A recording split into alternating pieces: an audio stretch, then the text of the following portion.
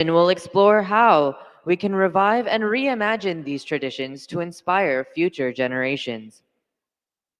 Before we invite the moderator, I would like to reiterate a few housekeeping rules. Please remain silent at all times. Make sure your phones and other digital devices are silent or switched off throughout the duration of this event. While the sessions are in progress, kindly remain seated and direct your full attention to the panelists. Now, we would like to invite the moderator for this session, Shri Sanjay Ji Mehta. Sanjay Ji, guided by Dandi Swami Narayan Dev Tirtha and Swami Dayananda Saraswati Ji, has taught Bal Vihar for over 30 years and coordinates children's programs at the Hindu Jain Temple, Pittsburgh. Secretary of VHP of America's Advisory Board, he also presents Hindu teachings publicly and works professionally as an IT auditor. Give it up for Sanjay Ji.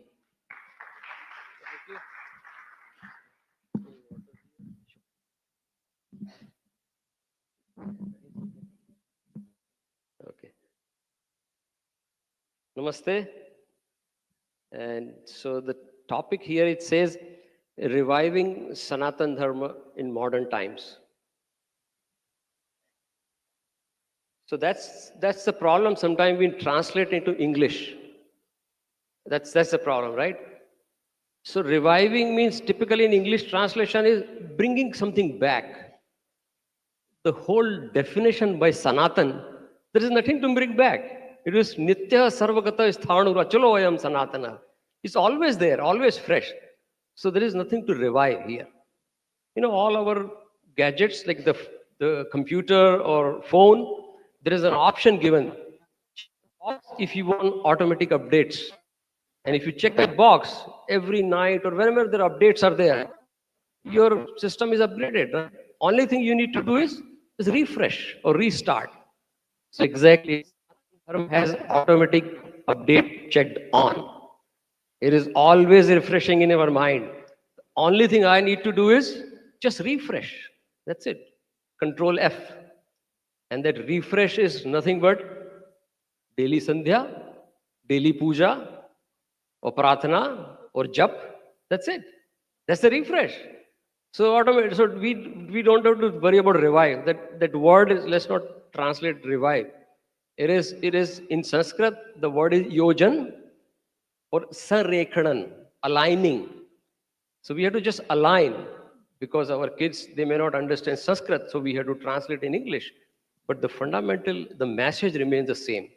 And that's what all our speakers today, they are going to tell us how to do that refresh. And at the end, the refresh is so easy. They're going to explain. I'm not going to get into what they are going to say. But again, reviving, don't translate in English. It is all yojan. The whole yoga word has come from that. Or sarrekhanan, aligning, bringing in the same line, rekha, right? That's it. That's what we have to do. Don't worry, Sanatan Dharma is always, it is Sanatan by definition, ever living, ever fresh, right? So with that, I'll read the bio, invite the speakers, Shri Abhijit Deshpande, Shri Rutvij Hole, Shri Fred Stella, Shri Pramit Makoda, Srimati Kalika Uttarkar, and Dr. Arpan Yagnik. Yeah, please come to the stage.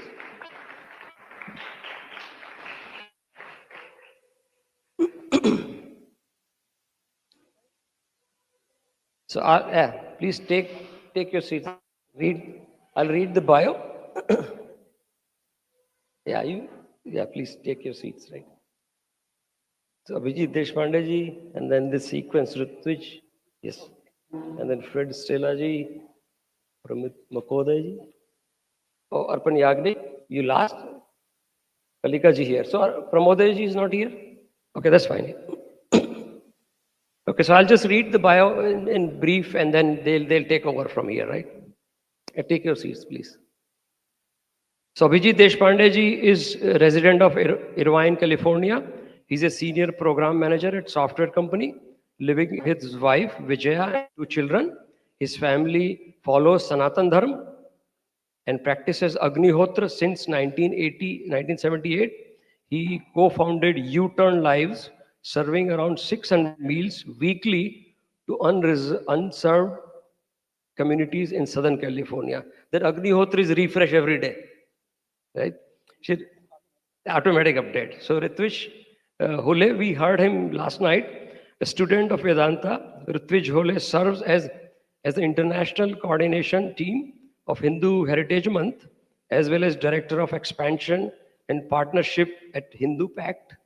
He also serves as the executive committee of American for Equality PAC and was the youngest awardee of RNC Rising Star Award. So, and Fresh Stella ji, Fresh Stella embraced the Dharma almost 40 years ago. In that time, he was ordained by West Michigan Hindu Temple as Mandir Pracharak, outreach minister. He also serves on the National Leadership Council of Hindu Foundation. He has lectured nationally and internationally on Hinduism and interfaith engagement. And he is one of the oldest attendees of HMEC. We have been hearing from almost, yeah, I think since first or second HMEC, you have been coming, yeah. Second, yeah. So he has presented in most of the HMECs, right? Pramit Mukherjee is not here. Srimati Kalika Uttarkar, we have to change the presentation in this sequence. So that's fine. Srimati Kalika Uttarkar. Dr. Kalika Uttarkar specializes in Hindu philosophy with expertise in Upanishads, Bhagavad Gita, Yoga, Shad Darshan. She holds a PhD from the University of Pune and has over 25 years of experience in counseling and teaching. At Hindu University of America, she designs and teaches innovative courses such as Hindu Dharmic Parenting, Growing Up with the Bhagavad Gita. That's the best refresh. Right? Good. And then Dr. Arpan Yagnik. Dr. Yagnik is an expert on fear and creativity, trains national defense generals, special forces commandants, and corporate leaders. He serves on the Pennsylvania Governor's Advisory Commission, authored multiple books on fear, creativity, and intergenerational harmony as a columnist, TEDx speaker, Penn State Erie faculty, and former chair of IOFC's Global Youth Team. So welcome you all, and now we'll hear them. Please.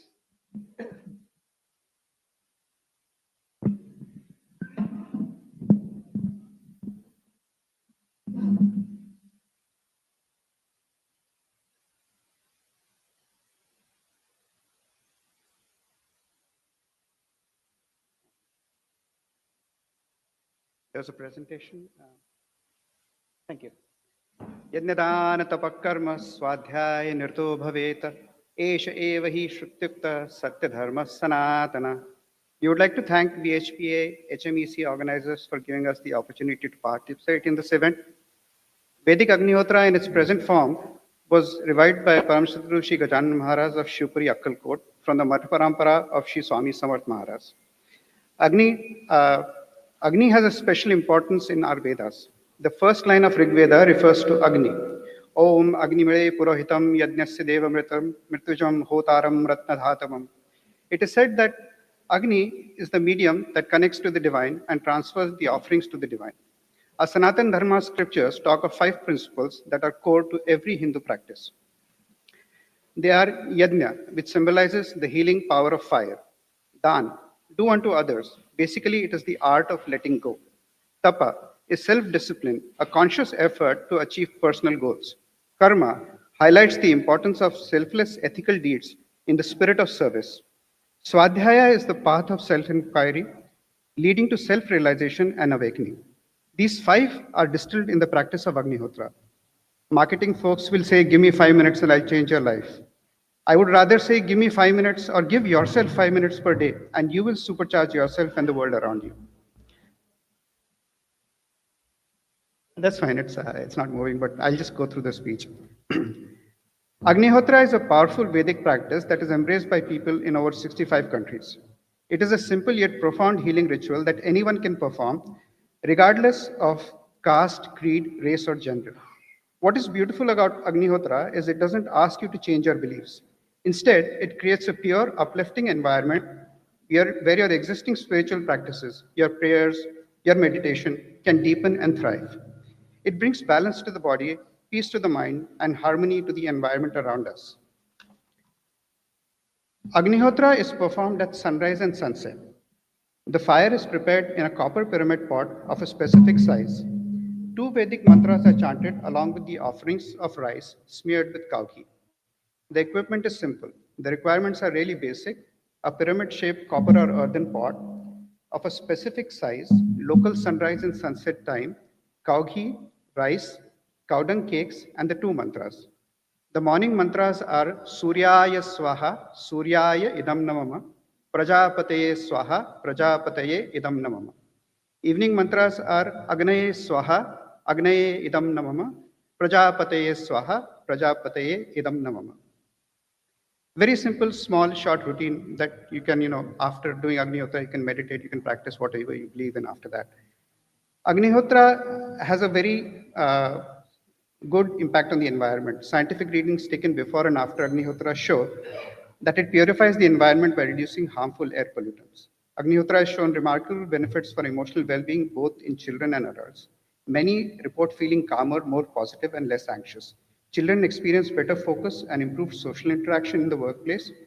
Surveys show that it supports healthier work-life balance, greater adaptability, and improved productivity. While we cannot eliminate stress or chaos around us, Agnihotra offers a simple tool to build mental strength, improve focus, and handle life's challenges more effectively. Multiple studies have shown that Agnihotra supports de-addiction by motivating participants to give up addiction and preventing relapse. It significantly reduces anxiety and depression levels as well. In nature, studies have shown 96% reduction in airborne bacteria, 80% decrease in pathogenic bacteria in both water and soil samples exposed to Agnihotra atmosphere and ash. Agnihotra improves soil health, increases crop yield and nutrition value in farms. People have observed enhanced plant growth, higher germination rates, and better root development. Organic dairy farms have also observed higher fertility rate and improved milk production. An interesting study was conducted in Kiev in Ukraine, where they observed the ability to neutralize radioactivity.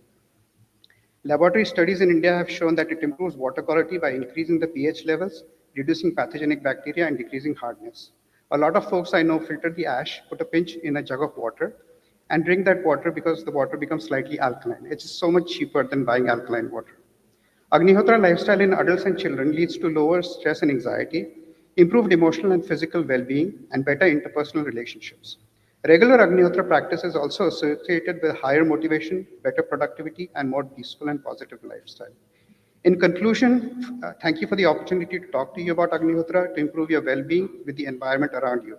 We had some QR codes at the bottom here that lead you to a demo of Agnihotra, the sunrise demo and the sunset demo, and the app and general information. Today's sunset is at 7:31. Please join us around 7:15 to participate and experience it for yourself. If you need more information or have questions, you can talk to any Agnihotra volunteer. They will be moving around with white badges on their shirts that says Vishwa Agnihotra Volunteer. Thank you, and Satya Sanatana Dharma Ki Jai.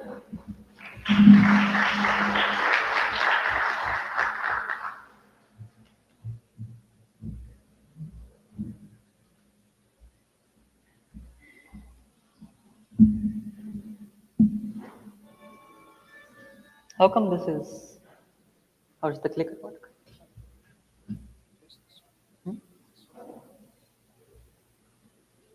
It isn't. No. See? Technical issues. 1 minute. Yeah, it's not. Okay, that's no problem. Can you go back one slide? Okay, I'll just say next slide and you move on. Namo Narayanai.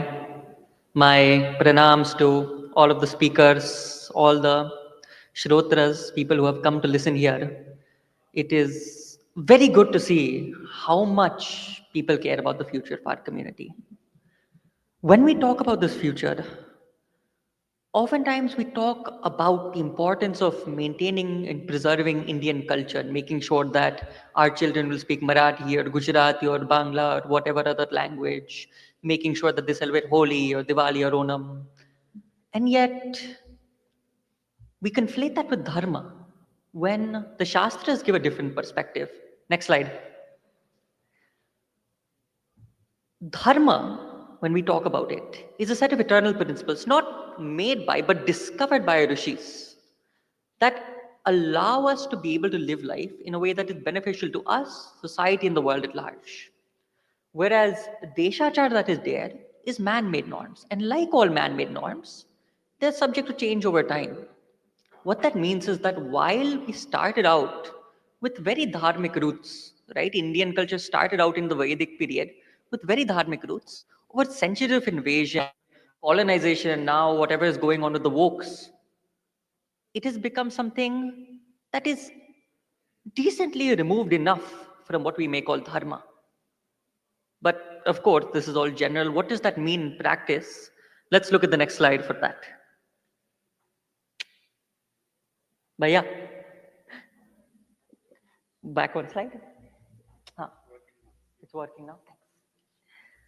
So, if you want to understand that, go ahead and take a look at a mandir, right? Say the Nag Vasuki Mandir in Prayagraj. You go there. I've seen myself. There are, of course, some people who come in bhakti, but it's an increasing number of people now who come there in God. I've even seen people come in miniskirt that'll come, take an Instagram reel at the mandir, not even to namaskar the murti and leave. In all this time, they've kept their shoes on the whole time. You can see this also when you go to any college. You go to a college Diwali party, the Diwali party is an excuse to get drunk. The Holi party is an excuse to get high. Why? Because Shiva and cannabis is a part of Indian culture and so they need to celebrate. This is the reality of our colleges that is being propagated by so-called Indian culture. We can even go to Himalayas and see this. Over there, your people come because they want to get pictures of meditating like sadhus. And then after that, they throw all the trash around and they've ruined the environment for actual sadhakas. I can't blame them because their parents, of course, did something maybe similar, right? They took pictures with the older cameras instead of the smartphones or whatnot. But it is a very far way removed from what our rishis would have wanted. Of course, though, Deshachar is easy to follow. This is what we grew up with, right? I saw my parents doing something similar, and so I do this. But how do we understand Dharma? Luckily, our Shastras give us an answer.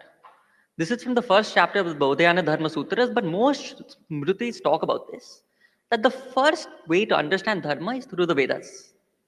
If the Vedas are too complicated to understand, you can look at the Smritis. You can look at the Dharma Shastras, the Dharma Sutrani, any text, the Rama and Mahabharata. If those are too complicated, you can talk to a sannyasin, someone who has conquered their ahankara, their jealousy, their ego, all of these qualities. And if even a sannyasin is not available, you can look at a dashavara.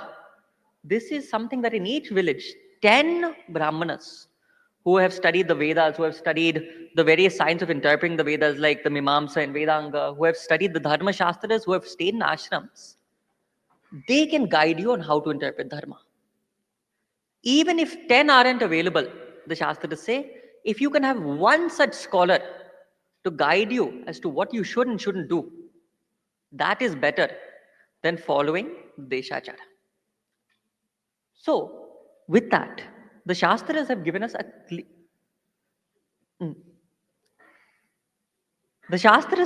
clear call to action. They have told us that one, we need to stop teaching, focusing on Deshachar, which of course we're in America now, right? Some of the culture traditions may change, but we need to focus instead on Dharma. And that too, not in the sense of just mere platitudes, but in the sense of practicality. We may talk about Ahimsa Paramo Dharma, but what does Ahimsa look like in reality? How do we practice it? How did that apply to our everyday situations? That we need to discuss. We need to allow our children, which I've seen, I have a mother, so I know, right? Parents can't let their children go for even 1 second, but we need to let our children go into the company of sannyasins so that they can see the swarupa of dharma itself and absorb those same qualities. And we need to form our own dashavaras so that then after that, students can come and in situations where they may not know what to do, they can ask for confidential help to understand how to live dharma. I've talked with youth about this. These are all solutions that they've requested. And so the Shastras have given us guidance from above. The youth have given us guidance from below. It is up to us to take the next steps. If I can be of any assistance in this matter, please let me know. Dhanyavad and namaste.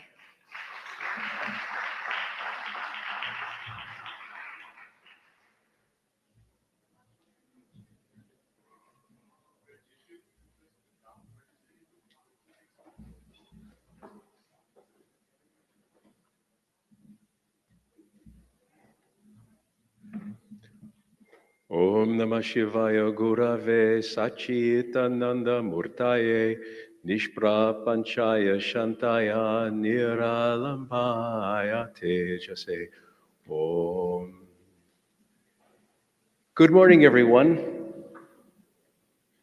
Let's see if this works. There we go. So, I'm here today to talk about 3 different classes of people that we might want to appeal to.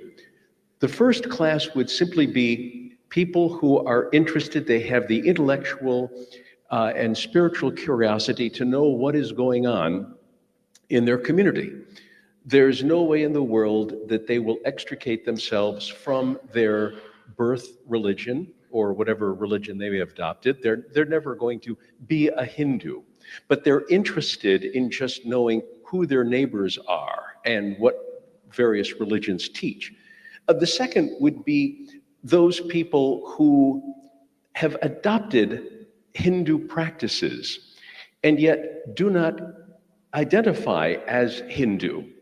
Hinduism is like Kamaduk, the cow that keeps on giving without asking anything in return. So we have so many people who are ethnically non-Indian. They meditate, they might do japa yoga, they might engage in kirtan, they might even have a guru and read Bhagavad Gita. But if you say, "Are you a Hindu?" "Oh, no, I'm not a Hindu. I don't like labels. I don't like organized religion." To those people who say, if you don't like organized religion, Hinduism is perfect for you. And then there are those people who may identify as Hindu, but they are not Indian and may not feel like they belong at Hindu temples. And it may not be the fault of the temple. Nobody is making them feel unwelcome, but perhaps they might not go out of their way to encourage people to take an interest in Hindu temples. So affiliation with temples is stagnant. There are perceptions, real and imagined. By real and imagined, for instance, some people may be put off by the strong ethnic identification of the Indian, the Hindutva or the Indianness of Hindu temples. They may feel that they need to speak another language. They also may feel that they have to be Indian to be Hindu. And part of my job with my Hindu temple, the West Michigan Hindu Temple, is to dispel that notion. We want to grow from borrowing to owning. By that I mean encouraging those people who might be borrowing our shastras, borrowing our techniques of meditation and bhakti and all of that, and owning it, being a part of it, allowing themselves to identify with us. In my own case, for a while I waffled in terms of way back, like literally 30 years ago, I was kind of waffling on what was I? And I didn't always jump to the fore and say, I'm a Hindu. I once heard of a book called 3 Cups of Tea. And it was written by a gentleman who spent some time in Afghanistan. And he said that the custom there was, if someone invited you to tea the first time, you were a guest. The second time, you were a friend. The third time, you were family. And I thought, that's nonsense. You're not family till you come the 4th time and you do the dishes. We want people who are willing to do the dishes, people who are willing to identify with Sanatan Dharma and thus take on some of the responsibility that we all have in this room.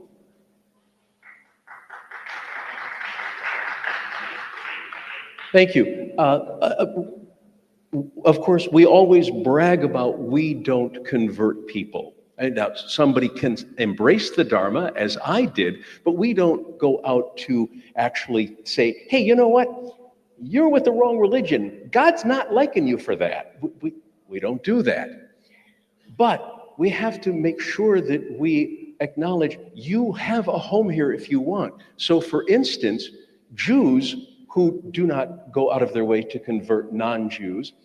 In many synagogues, they have introduction to Judaism classes because they know there are people who are interested in joining their faith. We should do the same with that. And very quickly, if somebody is interested in the temple, if they show up, give them a job. Make them work in the garden. Give them some responsibility. Engage youth, and encourage our youth to engage with youth, and network among the various sanghas, and allow the community to see the Sanatana Dharma in a new light, one that is engaged with community. I'm out of time now, but thank you very much, and enjoy the rest of the weekend.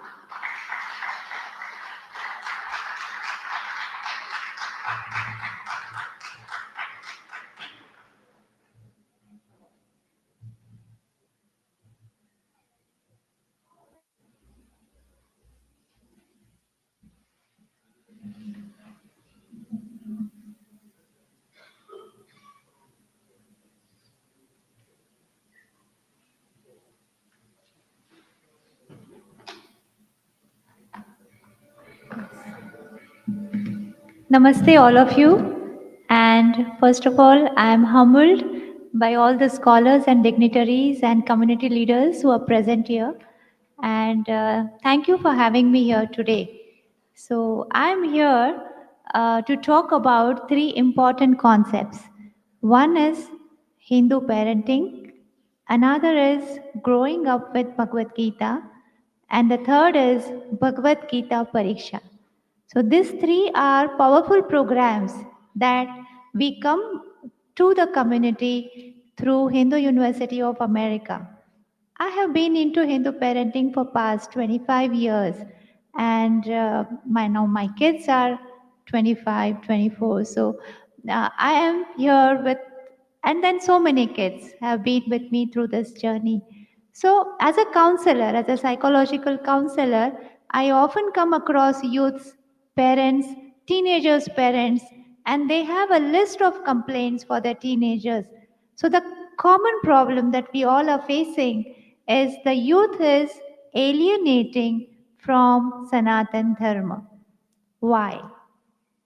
Parents tell me that they do everything that is possible.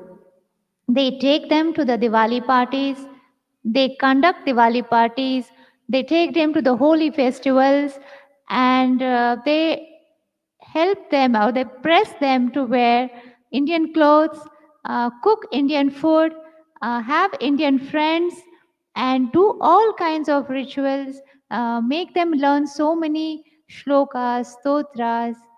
This is necessary. This is important. But what is it that is missing? Is a common question that we all have. Let us think about a plant who has been sown by somebody in a very nice way, but then handed over to a child and told, just water the plant. But the child forgets to water the roots, but keeps on watering the branches, the leaves, the fruits, the flowers. The plant is not growing. It's just getting that much of water which falls from the leaves, which falls from the stems, but it is not nourished. There is a question we need to ask ourselves. Are we truly nourished as a Hindu? Are we truly nourished as a Sanatani? If the answer is no, then here comes the solution, which is understand Sanatan Dharma from its roots. And that goes back to the philosophy. That goes back to the fundamental concepts of Upanishads, Bhagavad Gita, Yoga. We are good at celebrations, but we need to know why I am celebrating, what I am celebrating, and who I am. And therefore, Hindu parenting is a necessary. Today, we have an identity crisis. Parents have it. They force their children to fit in into the society where we are. It is not so different back in Bharat too. We have a colonized mindset and we don't even realize that. So, how to come out of this identity crisis? Unless and until we don't come out, we will not have the spine to be courageous, to be proud, to be strong, to be mature. So the fundamental question is, who are we? Who am I? Shweta Upanishad starts saying, Kim Karanam Brahma Kutasma Jata. So our civilization initiates asking questions, being curious. So when our youth is asking questions, how to answer them? How to motivate them to ask questions so that they feel that Hindu Dharma is about me. It belongs to me. It is not my parents' Dharma. It talks about my issues. It gives me solutions to my stress, my tensions. If we can take this to the young generation, it is something that we need to talk about the Hindu parenting. So we offer a course at Hindu University of America where we come up with uh, equipping or enriching parents to understand what is the fundamental philosophy of Hindu Dharma and how we can inculcate it into our day-to-day life. It's like drip irrigation. So if you want to plant give water to the plant, then parenting is like drip irrigation, little by little every day, and how we can make it strong. So that is about Hindu parenting. The second initiative that we take is through the Growing Up with Gita course, which is targeted towards the youth and the teenagers. So, how should they understand their identity? We have our identities on different levels. We have our identity as a name which is given to us by our parents. So, that is the physical identity. We have a familial identity, cultural, social, economical, geographical, national. And then, have we ever spoke to our children about the spiritual identity? We talk a lot about unity. We keep on saying that we don't have unity in our community. Unity is not 1 plus 1 plus 1. Sanatan Dharma talks about divinity. It talks about oneness. Unity is an adopted concept. Oneness is our concept. If we can teach our children that let us learn who we are. If we are one, then we are one as a family. We are one as a community. Then we are also one as human race. Everybody is one. This is the strength of Sanatan. Are we sending it? Are we giving this nourishment to our children? Then they won't alienate. Otherwise, it is parents' culture, parents' temple. By force, nothing will happen. We will have to make them love Sanatan Dharma. And Upanishad says, Atmanastu Kamaya. So, they will love Hindu Dharma if it is related to them. And now, to celebrate this growing up with Gita and Hindu Dharma, we have come up with a fantastic celebration called as Gita Pariksha. Now, our dream is that Gita Pariksha can be conducted in all cities of US, and we are also looking to spread it outside the US globally. Children come, they learn Bhagavad Gita from the philosophical perspective, psychological perspective, related to their life, and then they can attain this pariksha. Memorizing is necessary. All that I described earlier is also necessary but not sufficient. This is the fundamental law of logic. Something is always necessary. Water is necessary, but not sufficient. We need food, we need nourishment, we need education. Similarly, philosophy should not be isolated from our temples, our universities. It is sad that Indian universities have not been in connection with our philosophy. But temples, are we? Yes, but we need to make it more strong. We need to. So I would invite you, all the temple dignitaries and leaders, to come to Hindu University of America. Let us collaborate together. We are one. Let us collaborate. Our common goal is youth. Our common goal is divinity. Common goal is courage. Common goal is knowledge. Let us work together. And that is one way We think we can start with Hindu parenting, we can start with Gita Pariksha. We have two chapters as of now. One is in Raleigh, one is in Minnesota. For past 3 years, we have been taking this Pariksha. So let me just tell you a small thing. Children come there, they solve 50 multiple choice questions based on the content. Then they go to the second level where they write short answers, how Bhagavad Gita is related to their life and issues. How can they handle bullying? How can they not just fit in but stand with pride? Similar levels. And then lastly, they undergo the interview process. As we all are sitting here, judges will be sitting on the dais and the students come and they are interviewed. They come up with amazing answers and the whole crowd is also motivated and the child is motivated and walks off with Bhagavad Gita as its guide, companion and friend. And this is what we want to do. So I just invite you again. We are here for another 2 days. Come visit, meet us, let us sit together and collaborate. Thank you for having me here. Namaste.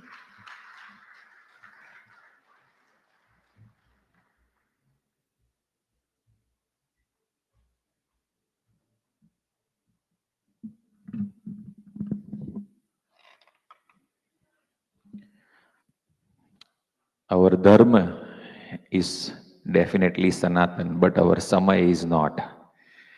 So keeping that in mind, to all the sant and sadhugans, my pranam, to all the elders, my vandan, to all the friends out there, my humble regards, and to all the organizers, big abhar, especially the keepers of times. So we all have to make choices. Every moment we have to make choices. And the way we make choices is if we have clarity about where we want to go, what we want to do, what we need to accomplish. And this particular ability of making choices, it comes from Vivek. So today I am here to talk about Vivek, and it's about refreshing, as our moderator very nicely put it. It's not about reviving, it's about refreshing. So Vivek is the ability to discern. Vivek is the ability to differentiate. If we are not able to differentiate, if we are not able to discern between one and the other, how do we know where to go? So Vivek, it basically allows us to discern and differentiate between Sat and Asat. What is permanent, what is perennial, and what is temporary and ephemeral. We keep wasting our time a whole lot in the temporary and the ephemeral because we are lacking that Vivek. The moment we start cultivating Vivek, one of the best fruits that we can get out of the tree of Vivek is Virakti. Virakti is a cognitive disposition. And the entire journey is not about extreme abstinence or extreme indulgence. It is about growing out of these ephemeral, temporary pleasures of Vishay and Indriya. Our sansar is equated with a samudra, an ocean. An ocean has a lot of these currents, the tides. These tides keep stalling our progress, and we have very limited time, 70, 80 years nowadays, according to the global per capita age, to get where we need to get. So, and there are also some other dangerous creatures lurking in the dark within the ocean that keep stalling our progress and pushing us back. I'm not here to talk a whole lot about any of those, but Vivek, the ability to discern where am I putting my time and effort, because it is very, very limited, is what needs to be cultivated to develop the focus and the intention required to pursue our Sanatanness. In addition to that, I had made a choice while I was sitting over there that I will request you all to raise your hand, if you can. So can you raise your hand and make a fist?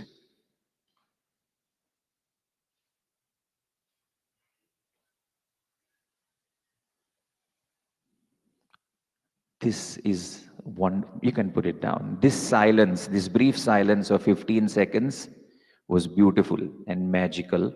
Otherwise, we keep using our hands on our cell phone, and 60 to 70% people in the audience were busy with their cell phone. So I said, let me.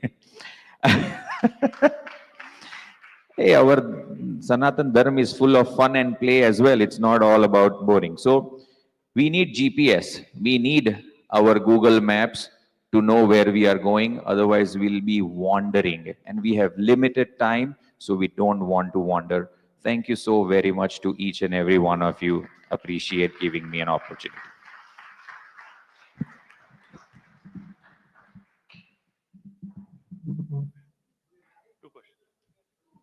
Two questions.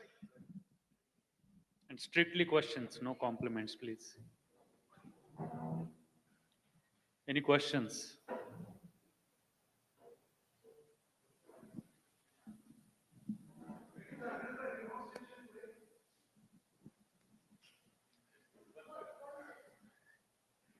Yeah, this is a wonderful discussion that you have. So the question that I have, I'm from the International Hindu University, and we have a School of Vedic Sciences. So one of our faculty members, he says, science and religion are one. So I wanted to hear the panelists, what is your opinion on it? Science and religion are one.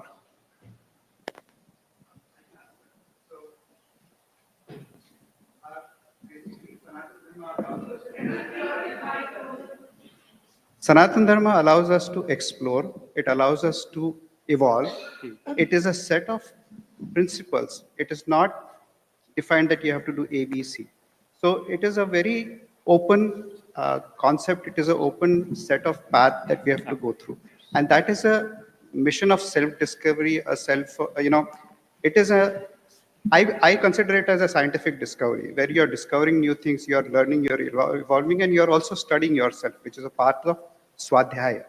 Who am I? Why am I here? What am I going to do with my life? And all that itself is a discovery, and it is a scientific process and a scientific method. There is nothing hard and fast. It is vast, infinite, yet very focused. So that would be. Go ahead. Yeah, I want to say something. Go ahead.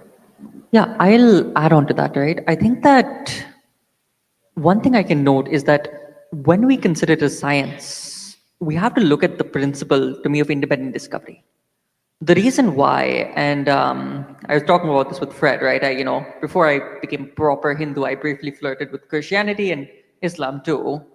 The reason why I'm a Hindu today is what I'd argue is the principle of independent discovery, right? Science said that a fact is a fact if it can be tested and proven multiple times. Now, at least what I've seen, right, is obviously Bharat is one thing, right? We've come to the conclusion of, Jiva Brahma Aikyam. I've studied with, Taoist priests in southern China. They've come to the same conclusion. Jiva Brahma Aikyam, they call Brahma Tao. Then after they call the person. They've come to the same conclusion in different languages. I've been to remote forests in like Uganda, and I found same pundits that have come to same conclusions without having any of these people having talked with one another. So I think the beauty of our faith, as opposed to others, is that everyone reaches the same conclusion, no matter where they're starting from. And I think that that would be the challenge I'd put out to people, is that if you believe that our dharma is unscientific, please disprove it. If you can disprove it, great. And if you can't, then the facts are right in front of you. We don't have this whole, believe it or else, right? Our religion is open to skepticism, it's open to proof, and that's why I'm a Hindu today.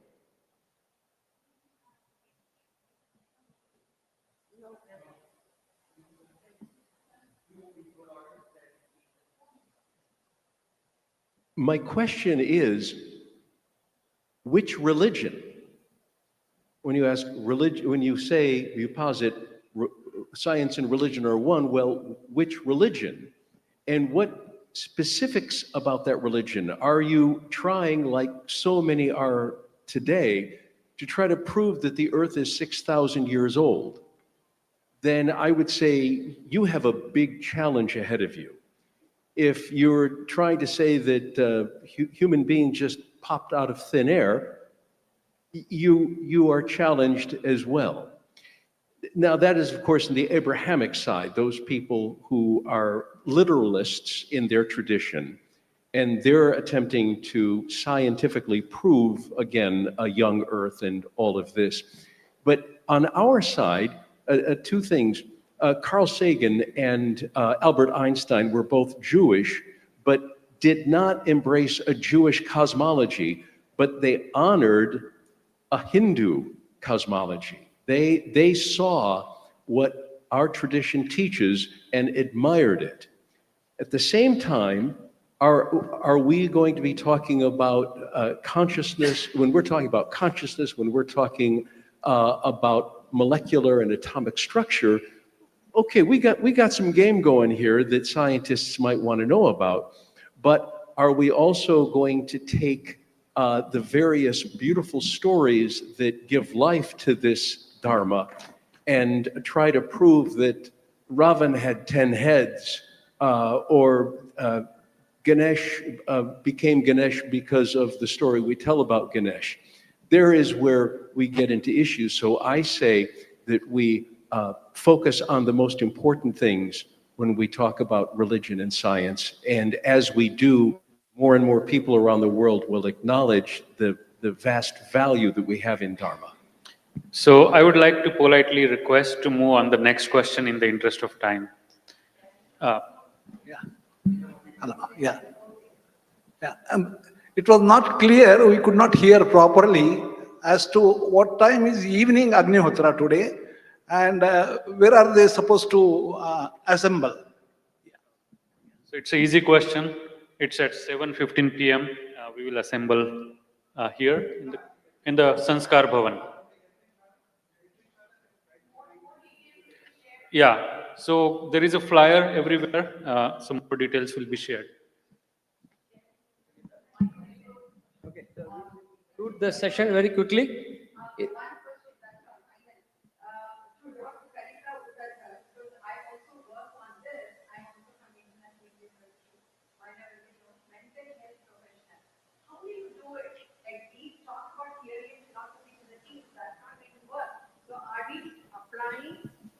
Transferring, or is it interactive? Because I go to all the temples and work with the team. So this is what I just wanted to know. But I will talk to you in detail about it. But I'm very happy. Theory-based life skills. Now, when we do the life skills, they will decide for us. They will tell us how to go about. Are we able to interact when it is virtual? I'll talk to you later. Yeah, you can. Yeah, she is available. So you can. So we'll very quickly conclude this session. And look at this. Hold on, please hold your applaud. You will applaud more when I finish. So look at that, how it happens. This is called Sanatan Dharma. When he talked about Agnihotra, Agni means Bhagwan. The first thing start with Bhagwan, right? Then he goes to him. He talk about Dharma. Then comes Dharma. He talk about how to lokal Dharma, right? And then Fredji talk about Sangh. We need Sangh. That's Sangh. This is all Sangh. We need. And then Kalika ji, she talked about Atma Gyan. Bhagavad Gita, Smatir Labdha, refresh yourself every time, right?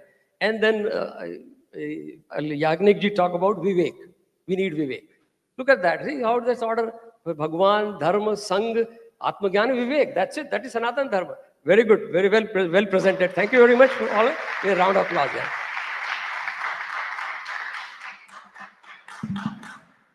Thank you to all the panelists. Rinika ji.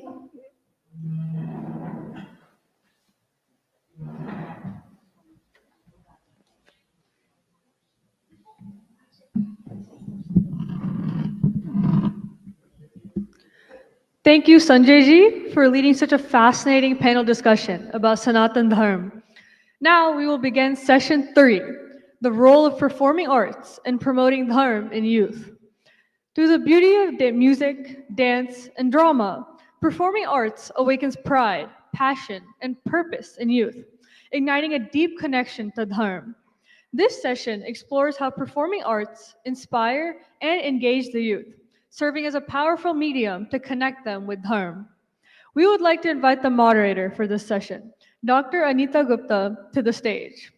Anita ji, a physician and faculty at the University of Alabama in Birmingham, has served the Hindu temple of Central Indiana for 2 decades, including as its first female chairman.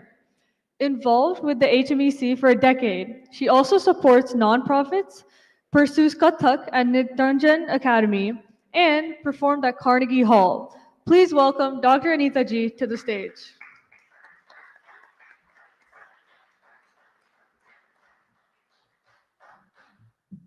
Thank you so much. And this is our expert panel here who is already on the stage. So just to give them an introduction, we have Srimati Vasundhara Kekuri, Srimati Rajeshwari Bhatt, Srimati Nilima Chikodi, Srimati Bhuvana Venkataramana, Kumari Siddhi Tantri, Kumari Ashrita Murali, and Shri Dhruva Sudarshan. We have Dhruv.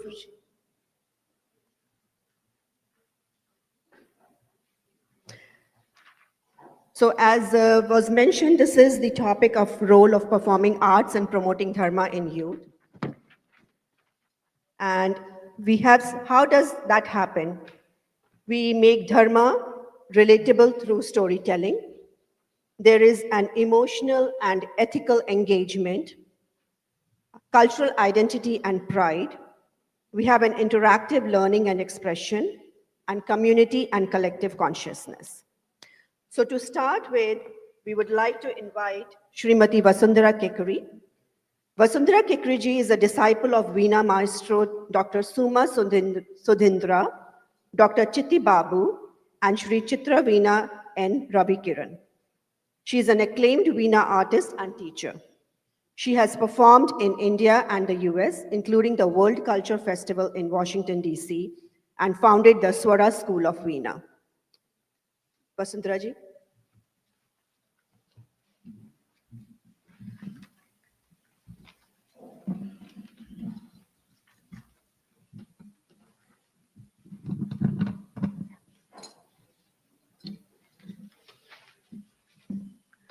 Hari Om and Namaskaram to everyone.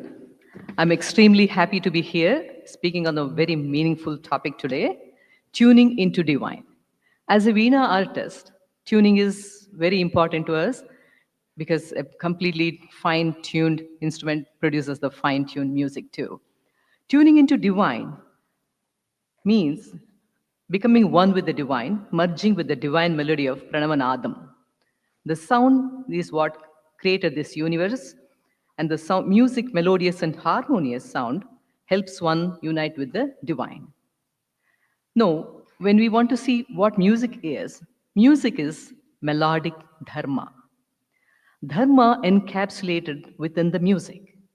Music by a good composer has so much information on dharma packed in it, both from the meditative point of view as well as the informative point of view.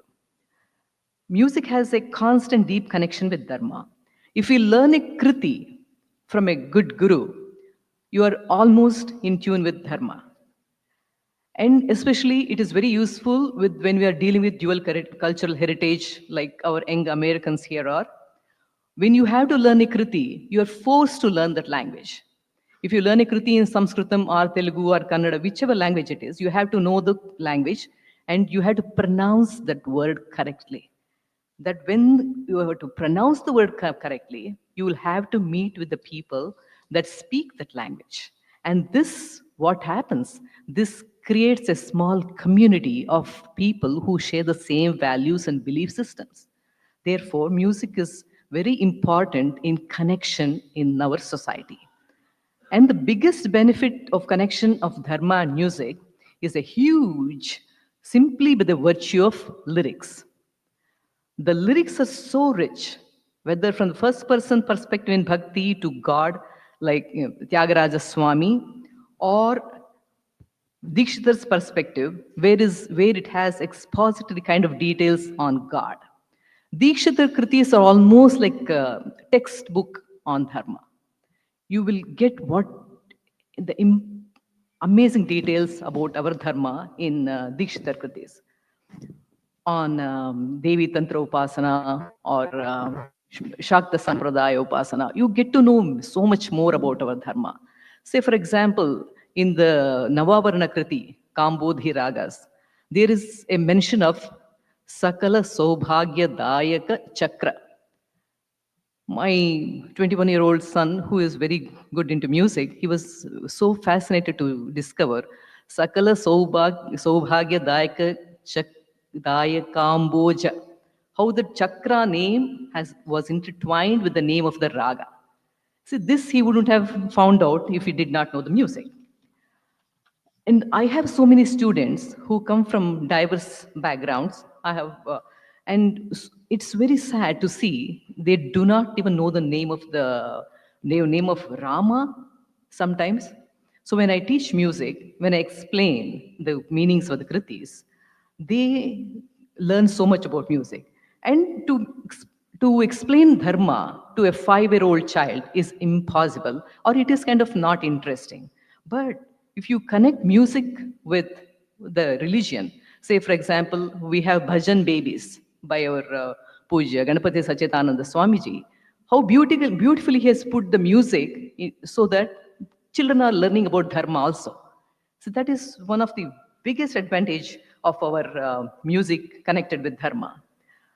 We are here kind of very new immigrants here. And we have it, and teenage kids also have trouble managing their American background with Indian background, especially for American country, where pop culture does not have any religion at all. But our music has dharma deeply rooted within. So if you teach, and unlike Italians, we can never become a homogeneous identity here. We, like Mexican, Chinese, we always have a prefix called Indian American identity. So we fall outside of this homogenic identity. This can be very alienating and very scary for so many kids growing up here, youngsters growing up here who do not have the strong roots. And then how would you bring these roots? This root, the respect to the root is possible only with the root building is possible only with music. And even if our children are ours to learn music, music information gives them information about our culture, our background. So that is why it is said, and the basic 4 tenets of our Hinduism, dharma, artha, kama, and moksha. And I'm going to end today's topic with a beautiful reference to Tyagaraja Swami's Sangeeta Gnana Vihinuluku Mokshamu Galada. So we cannot even progress into our 4th or most important tenet, moksha, without knowing the music. This hugely speaks of how important music is to our dharma. Thank you so much. Thank you, Vasundhara ji. Next, we have Srimati Rajarajeshwari Bhatt. Vidushi Rajarajeshwari Bhatt is a vocalist, composer, and an educator. She is the founder director of Krishna Gana Sudha Music Academy in India and US. A disciple of legendary Guru, she is an AIR graded artist, a cultural ambassador, award-winning teacher, and dedicated to globalizing Carnatic music and upholding the Sanatan Dharma through performance, education, and philanthropy. Thank you. Namaskaram, Shri Gurubhyo Namaha. Namaskarams to all the respected elders, spiritual leaders, and the great organizers, and our beloved young youth. Sangeetamapi yogasya shastram ekam susammatam swarasthana samam japyam nasti geetat param tapaha. Music itself is a form of yoga. Singing the notes is like chanting mantras. It is truly an honor to share my thoughts on a subject very close to my heart, the role of Indian music, especially Carnatic music, in promoting Dharma among our youth. Since ancient times, our music has been much more than entertainment. It has been a divining offering, a spiritual discipline, and a pathway to truth. In our tradition, music is considered as Nada Brahma, the very embodiment of the divine in the form of sound. This is why our saints and sages used music for enlightenment. If music is the language that can unite all, then spiritual music is something even greater. It is the language that speaks directly to the soul, reminding us that the divine is in everything. From the sacred chants of the Vedas to the bhajans in temples to the beautiful kritis of our great composers, Indian music carries the essence of Sanatana Dharma. The saint composers like Sri Purandaradasa, the father of Carnatic music, trinities of Carnatic music, Sri Tyagaraja, Sri Muthuswami Dikshita, and Sri Shyama Shastri, they gave us living scriptures. Purandaradasa taught humility and simple devotion in his compositions, like Smarane Vonde Salade Govindana Smarane Vonde Salade. So nothing equals the remembrance of God and nothing equals chanting his name. And Tyagaraja composed Nadaloludai Brahmananda Mandave Manasa. So he explains, O my mind, attain the supreme bliss by being immersed in the Nadam of the seven swaras. And Muthuswami Dikshita, she explained, he filled with his kritis with deep Vedic and Vedantic wisdom. Each kritis are like a mirror for Dharma, mirror of Dharma, teaching devotion, truth, compassion, and surrender. For young people growing up in a fast-paced world, Carnatic music can be a steady anchor. The practice of music sadhana requires discipline, dedication, commitment, patience, perseverance, faith in themselves, and faith on God, their guru. These qualities shape not only a skilled musician but also a dharmic, humble human being, one who lives with balance, self-control, and strong values. And devotional music nurtures bhakti, love and devotion for the divine. Bhakti gives inner strength and peace of mind. In times of stress or uncertainty, music uplifts the spirit, calms the heart, and reminds us of timeless truths. Music also builds community and service. When youth sings bhajans together, participate in festivals or perform in groups, they learn that music is not only for themselves but also for the good of all. Sharing music becomes karma yoga, the action dedicated to serving the society. Today, Carnatic music has crossed the borders. Young artists performing on international stages not only share melodies but also carry the light of Sanatana Dharma across the world.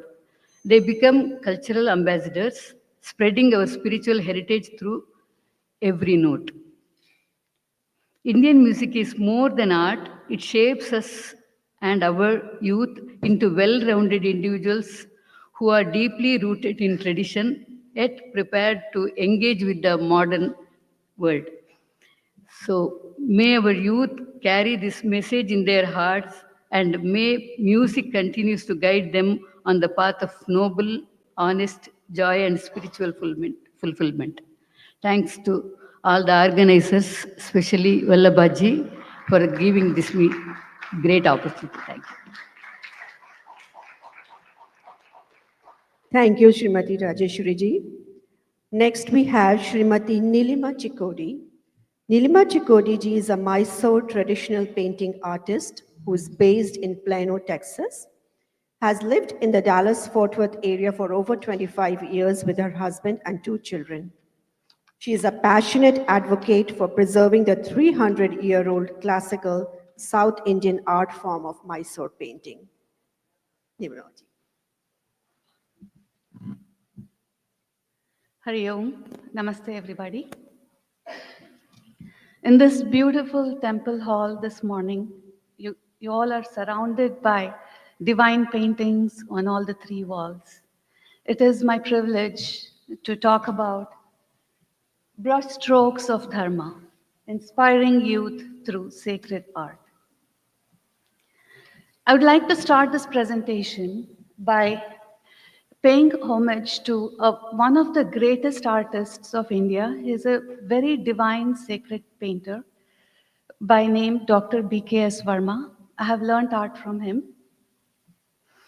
He is famous all over India for his divine paintings, and you can see one example here of Sri Raghavendra Swami Guruji holding Krishna's idol with so much of bhakti. So what is sacred art? Sacred art is like a painting or a sculpture that does two things, right? One is it connects not just the artist, but also the viewer with the divine. And it also teaches us about our dharma. So that brings us curiosity. How can sacred art teach us about our dharma, especially the youth? So we go to the next slide, where here's an example. We had organized an art exhibition for kids and adults, where they had to paint a poem that really touched their heart. And one of the children who participated, he picked a poem from a Kannada poem by G.P. Rajaratnam called Bannada Tagadina Tutturi. And you can see his painting that is placed on the other side. The synopsis of the poem is, there is this little boy, he gets hold of this toy trumpet. He's extremely joyful about it. He's excited about it. He shows it off to his friends, and he becomes very egoistic that he has that trumpet. And then after a few days, that trumpet falls into a lake and it gets spoiled. No doubt that boy is very sad and dejected, but at the same time, he learns a very important lesson, that the joy that is given by inanimate objects and the things around our world, joy given by toys, is transient and it's not permanent. And that is such a core dharma and principle of our Hinduism that G.P. Rajaratnam presented in his poem, and halfway around the world, a kid in Texas read that poem and he painted it, and he learned that important Hindu dharma concept by doing this. So then we go to the other example of how can sacred art teach children about divinity. So we do a lot of clay Ganesha making workshops, and you can see here kids are so excited. They pay a lot of attention and they spend hours together on making the clay Ganeshas, and they learn and they connect with the divine by doing that. And you can see the joy on their face when they are completed, right? And the best part of it is they spend 2.5 hours, 3 hours on doing that one Ganesha Murti, and they're so passionate about it. So that brings us up to the next question. So these kids have spent 2.5, 3 hours on this. How is it even relevant in today's day and age? So if we go to the next slide, in this day of AI, it is very important to consider, was this 2.5 hours worth of work worthy enough, right? On the left here, you see a AI-generated image of Krishna with cows and butter, and it is a very cute image. And the person who created this would have spent maybe 5 minutes generating that image. And on the right-hand side is another image of baby Krishna. It's Aladale Krishna, Krishna floating on a banyan leaf in an ocean. And this is one of the paintings that I have done. And I spent close to a month doing this painting. And during this time, when I was, during this time, as I was doing this painting, the whole month, I was kind of curious, why Aladale Krishna? What is the significance of it? Where in Bhagavatam does this story come? So I spent a lot of time reading the Bhagavatam, and then I listened to a lot of Krishna songs, Krishna bhajan stories. So you could say the whole month that I spent on it was kind of a month of meditation and self-development and introspection, right? So there is a big difference between the two.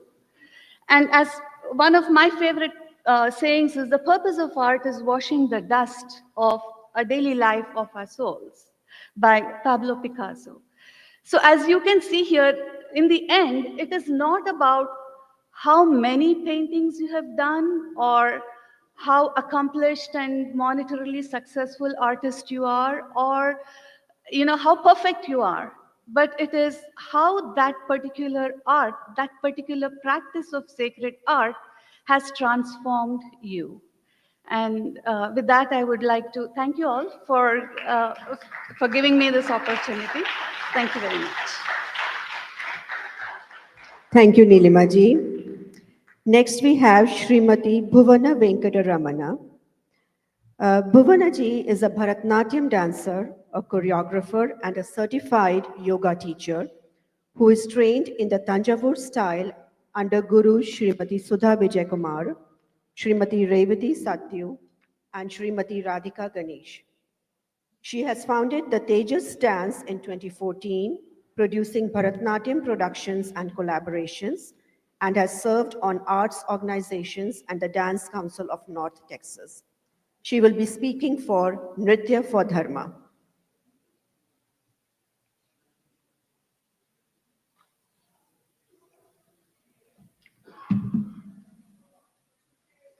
Shri Gurubhyo Namaha. Namaskaram. Thank you for giving me this opportunity to speak about inspiring youth through the spirit of Bharatanatyam. Today, I want to share how Bharatanatyam is more than a dance form. It is a spiritual practice born in temples, a living embodiment of Dharma, and one of the most beautiful ways to inspire our youth to connect with our culture, tradition, and divinity. Alayas, temples, are the most sacred institutions, very thoughtfully established to facilitate spiritual sadhana.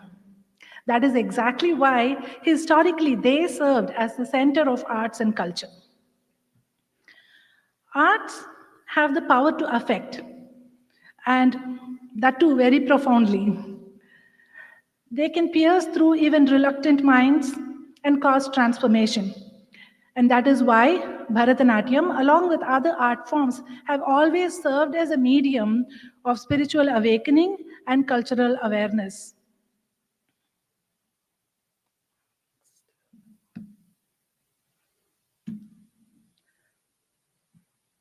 Bharatanatyam was traditionally performed as a temple art form, deeply embedded in rituals, devotion, and spirituality. Nritya Seva was a significant part of temple rituals. Of course, the Natya mandabas, inscriptions, and temple sculptures all serve as undeniable evidences for this.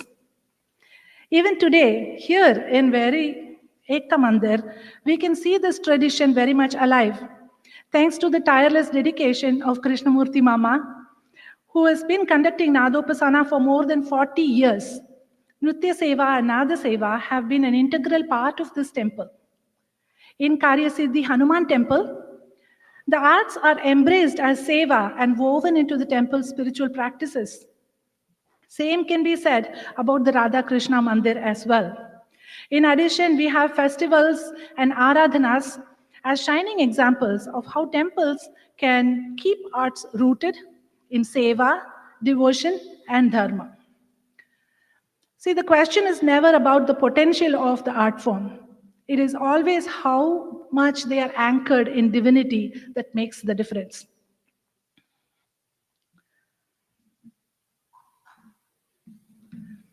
Specifically, when teaching Bharatanatyam, we are creating ambassadors for our arts and culture. This is because Bharatanatyam is not just a dance form. It is a living embodiment of Dharma that is passed on through the Guru Sishya Parampara. Many arts stop with giving pleasure to our senses. Some of them lift up our minds, a few of them kindle our intellectual sharpness. Rare are the arts that lead to spiritual awakening. Bharatanatyam is such a transcendental art form. I would like to share something from my own personal experience. I played the role of Lord Muruga in a dance drama more than a decade ago. I felt this surge of divinity course through my veins during the entire month of rehearsals and the performance and much after. Even today, that memory takes me right back to a state of deep devotion and divine connection like none other. I believe my Bharatanatyam guru enshrined a Kutti Muruga in me who will stay with me throughout my life. That is the power of Bharatanatyam. That is the potential of the Guru Sishya Parampara. To not just awaken knowledge or skill, but divinity itself in the heart of the disciple. As Bharatanatyam is a storytelling art form, our youth learn various stories and episodes from our Puranas and Itihasas. As our students learn to embody characters like Rama, Shiva, Arjuna, Draupadi, Durga, they dig deep. They learn the virtues and principles these characters represent. These stories are no longer something from a book. It becomes lived within their own bodies. Think about the transformation that happens within the young dancer. Those tears when they enact Sabari, those goosebumps when they play Narasimha, they are all real. And they become part of their core memory. I can confidently say that even today, every step, every gesture in Bharatanatyam is a prayer. When we dance, we don't just tell stories of the gods. We invite divinity into our bodies, into our hearts. Truly, what better way can we find to inspire our youth to connect with culture, tradition, and divinity? Namaskaram. Thank you. Thank you, Bhuvanaji. So we have heard from the gurus right now. So now we are transitioning to hear from the students, the Shishyas. So welcome right now is Kumari Siddhi Tantri. Siddhi Tantri is 17-year-old and is a senior at Wayzata High School, Minnesota, and has learned Bharatanatyam since age 8. She has performed at Asi Ghat in Varanasi, Udupi Sri Krishna Temple, Udupi Rajanaganat Stage, HSMN, IAM, SV Temple, Ordway Festival, and Fox 9 News. She also participates in school, volunteers, and for cultural activities. So Siddhi is going to talk about the steps of grace. Namaste, everyone. As she said, my name is Siddhi Tantri, and I'm a senior in high school in Minnesota. So I've been learning Bharatanatyam for around 9 years, and I completed my Arangacham last year. Since then, I've had multiple opportunities to pursue this passion in very special places, like Varanasi and Udupi. And today, I'm here to talk about my experience as an American-born teenager and what that looks like for me in pursuing my dharma. So the first place I performed in was Udupi. And there is the Udupi Sri Krishna temple, but then right next to it is a Rajangana hall. And this hall is very auspicious because all of the Swamiji's sermons are in the hall. The performing artists perform in the hall, so again, very auspicious. But the main part actually happened after I was done with my performance in the hall. When I went backstage, my mom told me that we were going to do the darshan in the Sri Krishna temple. And it just so happened that a local devotee there overheard us. And he said, there is a seva event happening right at that current moment. So if you go now, she'll get a chance to dance inside the temple.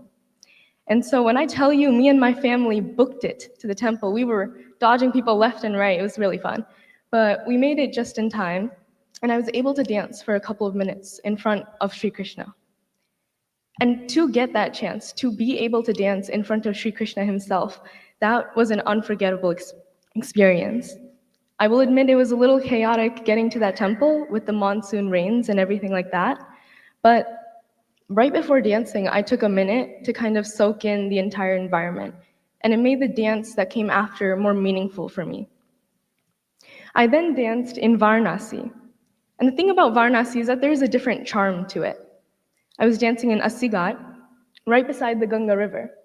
So if you can see that white arrow, that indicates Ganga Nadi.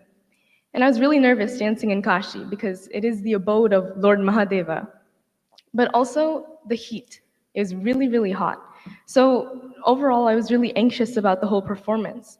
But once I stepped foot on that stage, it's like all of the worry kind of disappeared. I didn't pay attention to the heat. I didn't pay attention to the crowd that started to form because I made the realization that this dance was my seva to Lord Mahadeva.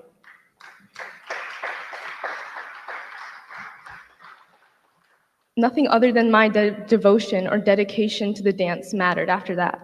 And I'm grateful that I made that connection because it made the dance more meaningful, and it was a liberating experience. Next, I performed at the Minnesota State Capitol for Diwali, and this was the first performance after my Arangetram, and it gave me that confidence that I could pursue higher stages. After that, more recently, I performed in the Indian consulate on August 15th for India's Independence Day, and I danced on Namo Namo Bharatambe. This performance was a culmination of everything I learned over my dance journey, and all the puzzle pieces fit in just the right way.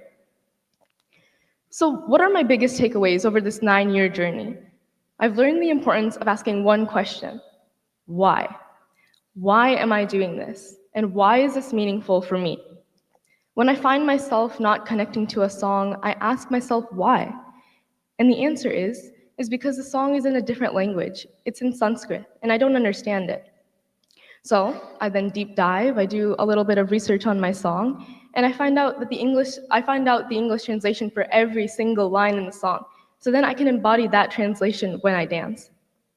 And so this process of questioning myself has taught me the stories and the values of my history and culture, like all the smaller parts of the Mahabharata, or the values that come from the story of Narasimha. So really, Bharatanatyam is not about dance. It's more than that. And when you understand why you're dancing, it brings you that much closer to the cause. When I performed in Udupi, I thought of the temple. I thought of the story of the Udupi Sri Krishna temple, where Krishna miraculously turned the Vigraha to face Kanakadasa. I understand the significance of performing in Kashi, performing the Kala Bhairav Ashtakam, or why I wear the Kala Bhairav Raksha Sutra, because it symbolizes the Lord's protection and His strength that fuels my ambition. And I know the importance of honoring my ancestral land of India in Namo Namo Bharatambe. So this question of why, it has taken me through a process of learning, where I aim to understand things thoroughly and not just memorize it for ease. It has made it easier to learn more about my culture, my dharma, and my itihasa. So in conclusion, I will continue to dance because this is my passion, and I'm grateful to have been able to showcase my passion in all of these places. Namaste. Thank you. Thank you, Siddhi. By this time, you all must have guessed that Siddhi is none other than the daughter of Vallabha. Next, we have Kumari Ashrita Murali. Ashrita is a junior at the University of Minnesota, majoring in public health. She has learned Carnatic music and is a Bharatanatyam dancer of 13 years, performing at the Hindu Temple of Minnesota, SV Temple, India Fest, Rotary Club, Federal Reserve Bank, and Ordway Center for Performing Arts. She is going to talk about the steps of grace, reflections on the Arangetam. Namaste, everyone. Thank you for joining us today. When I think back to my Arangetram, I remember a vivid moment just before stepping onto the stage. My hands were trembling just as they are now as I'm speaking to all of you. My breath felt shallow and I could hear the faint rhythm of the mridangam warming up. The small chatter from the audience drifted backstage where I was standing, and somewhere in the audience, my family and friends sat waiting with anticipation. In that moment, I realized something important. This was not just a dance recital. It was an offering. It was a culmination of years of practice, yes, but it was more than that. It was a sacred journey, a journey that had shaped me, disciplined me, and taught me to understand Dharma. 3 things that I would show on stage that day. This is, oh.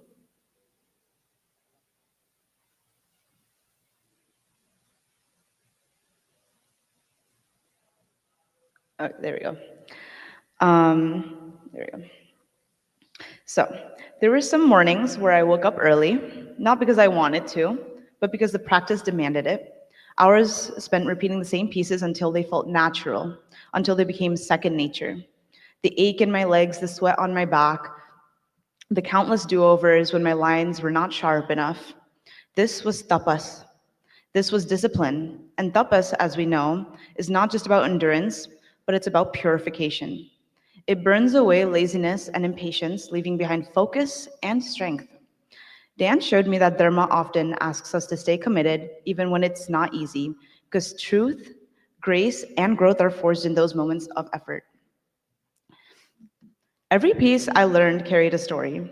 Stories of Naiki's desires for Shiva's affection, Kanakadasa's desperations for intervention and liberation, or Devi's fierce compassion. At first, I thought I was just performing these roles. But over time, something changed. Dance became more than a performance. It became a devotion, bhakti in motion. I wasn't just simply telling a story to an audience, I was embodying it. I was praying with my body, my breath, as well as my spirit. As a student of this tradition, I also came to realize that my dance was never just about me. It was about honoring my guru, who guided me with both strictness and compassion. It was about honoring my family, who supported me through years of lessons, rehearsals, and costs. And it was about honoring the art form itself, a tradition that is ancient, profound, and sacred. My Sarva Dharma as a dancer was to carry it forward with sincerity, to not treat it casually, but to approach it with respect as well as responsibility. Through discipline, devotion, and duty, I saw clearly that dance wasn't just an art form I practiced on the side. It was Dharma itself, embodied, lived, and experienced through every step.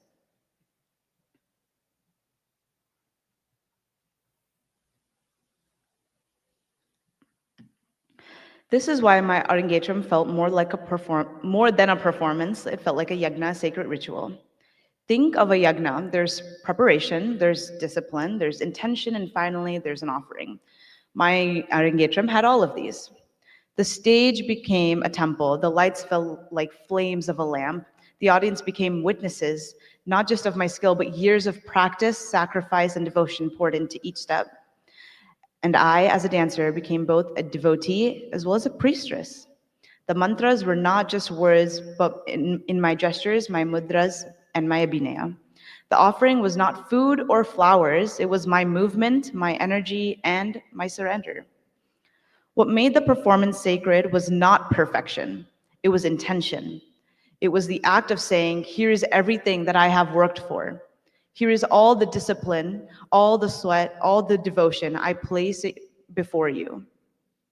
That realization transformed the meaning of an Arangetram for me. It was not the end of training, as people sometimes may think. It was the beginning of something greater, the beginning of dancing as seva, as service. From that day onward, my dance was no longer just for myself. It became a way to share, a way to give beauty, meaning, and truth back to my community and ultimately to the divine. But what truly surprised me is how the lessons of dance spilled far beyond the stage. Dance has taught me patience. Progress in Bharatanatyam is very slow. You repeat until you think you've gotten it, only to realize that there's still more refinement to be done, more depth. It taught me to trust the process, to understand that growth often happens quietly, beneath the surface long before you notice it. Dance taught me humility. No matter how many pieces I learned, there was always something new to uncover, another layer of meaning in a story, another subtle expression in abhinaya, another level of stamina or grace to strive for. Dance kept me grounded, and it reminded me mastery is not an endpoint, but a lifelong path. Finally, to wrap it up, there's a bit of reflection as well as more.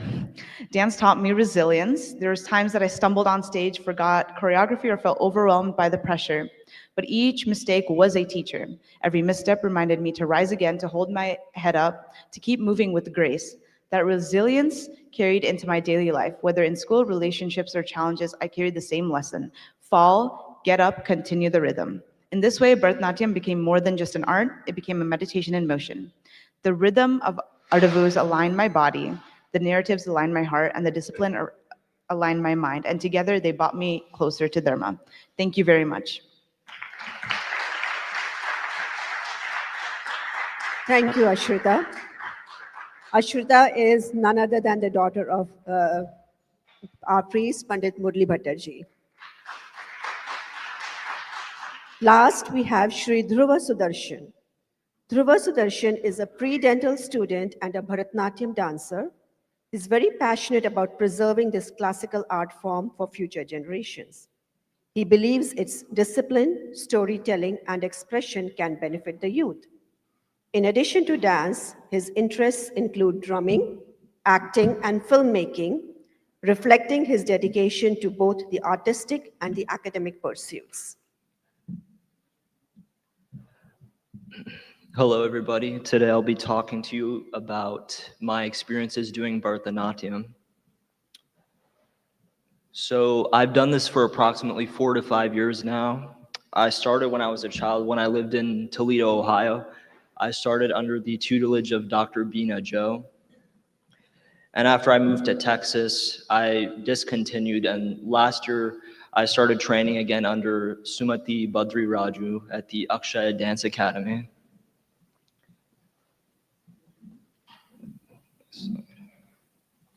So my perspective on Bharatanatyam, I believe it is the most technically advanced form of dance in the world, along with all the other classical Indian styles.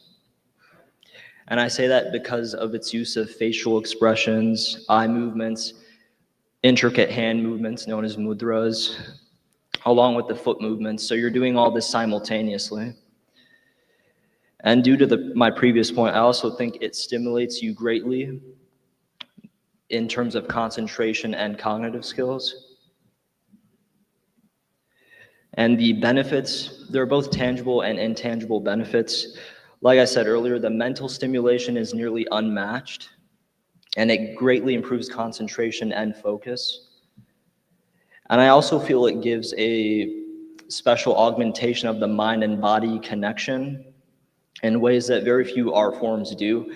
And I've done many types of sports over the years. I've done martial arts. I've done many types of athletic endeavors. And I feel like very few of them rival Bharatanatyam in terms of its all-encompassing benefits. And even from personal experience, I feel like it spiritually does enhance you. After every class I take, I always feel at more peace with myself. I feel less stressed. And I just feel like I'm going to have a better day. And that's when I really realized throughout this last year of training, again, that this art form really, it has so much depth and range in terms of all of its benefits. It doesn't just benefit you in just one way like other sports or other activities do. It really touches on all those types of dimensions.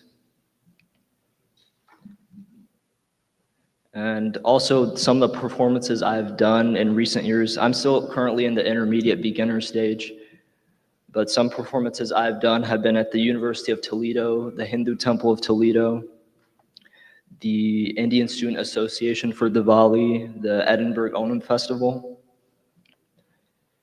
And to wrap this up, I feel in my experience, the complexity of Bharatanatyam and the music of its storytelling, devotion, discipline, is worth it for every Indian youth to do in America and the West in general.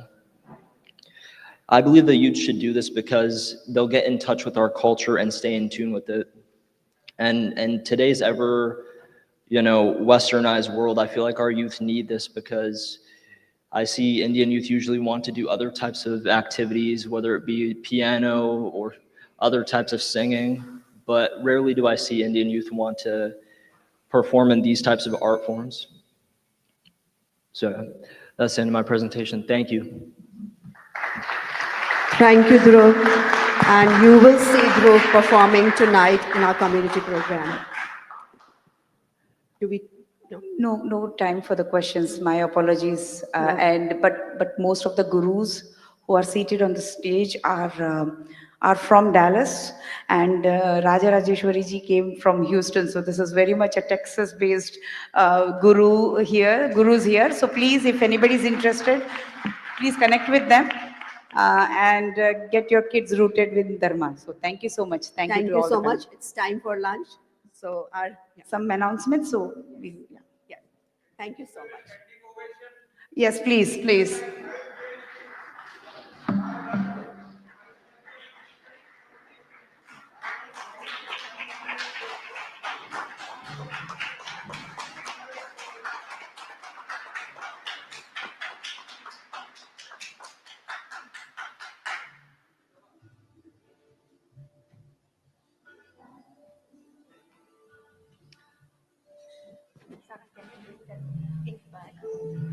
Thank you to all the panelists again for a wonderful, insightful session. I know I'm standing between you and a delicious lunch right now, but few important announcements. Somebody was asking about Agnihotra information. There will be, the Vishwa group is going to do the Agnihotra rituals. They are going to teach to all the attendees, interested attendees. It's a sunrise, sunset ritual. So sunset is around 7:30. We request anybody who's interested to be available in this area at 7:15, and the Yagyashala, the Agnihotra rituals will happen, which will be led by Chitra ji and Abhijit ji and the Vishwa group. There is, vendors, booth information is there. Please go around in the back of this hall. These vendors and the, people, organizations, non-profit, for-profit organizations have all come here to be together in this HMEC. So please do make sure you go around and, make avail of all the booth and understand what they have to offer. One more thing, I have this book that I wanted to show.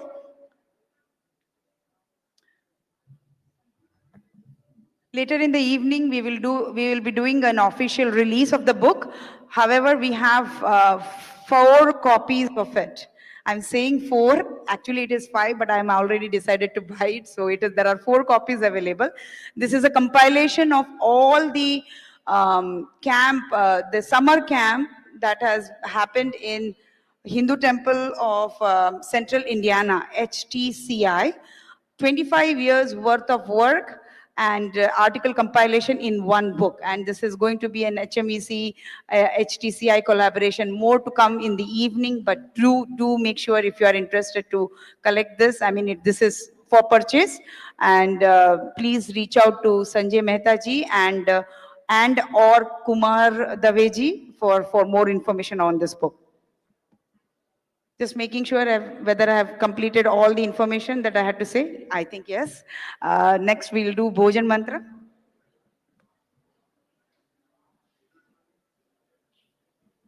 Om Aham Vaishvanaro Bhutva Praninan Dehamashritah Pranapana Samayuktaha Pachamyannam Chaturvidham. Om Brahmarpanam Brahmahavihi Brahmagno Brahmanahutam Brahmena Tena Gantavyam Brahmakarma Samadhina. Om Shanti Shanti Shanti. Hari Om. We'll meet back at 1:30. Again, the reminders will come on from 1:15 onwards. We would like to start the afternoon session on time.